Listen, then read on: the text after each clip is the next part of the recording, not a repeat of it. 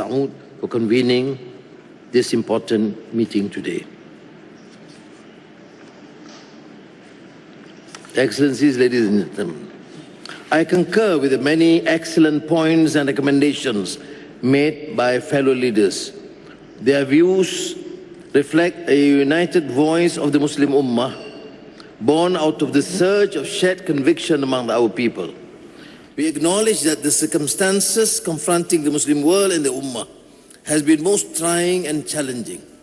Yet, it is indeed highly commendable that painstaking efforts have been made and continue to be made, including summits such as this, so as to find ways and means to put an end to violence, destruction, and misery brought on the Palestinian people and to relieve their long and untold suffering.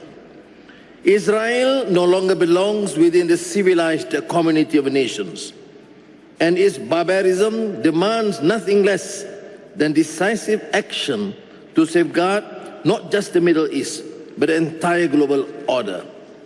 50 years ago, the world was so horrified by the atrocities in South Africa that the United Nations General Assembly took the unprecedented step of denying its government a seat of the Assembly. Israel, however, has gone beyond the pale, beyond reason, beyond humanity itself in its vile and blatant perpetration of genocide of the people of Palestine. These cumulative acts of violence against an entire nation leaves us with no choice but to demand the swift and effective action of the international community, including embargo, suspension, and even expulsion. In its relentless campaigns, Israel has now struck at the very heart of the international community's lifeline for Palestine by targeting the United Nations Relief and Works Agency for Palestine refugees.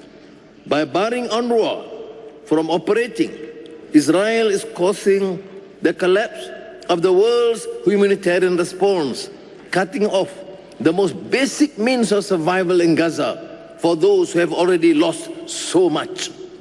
We must put an end to this continued senseless carnage and take immediate steps to furnish more effective protection for the UNRWA. We must accord better protection for the UN peacekeepers in Lebanon, comprising nearly 50 nations, including Malaysia, who have been attacked and terrorized by Israeli forces. The international community must act swiftly and forcefully. As an immediate measure, we must push, as Malaysia did at the UN General Assembly in September, to impose an immediate arms embargo against Israel.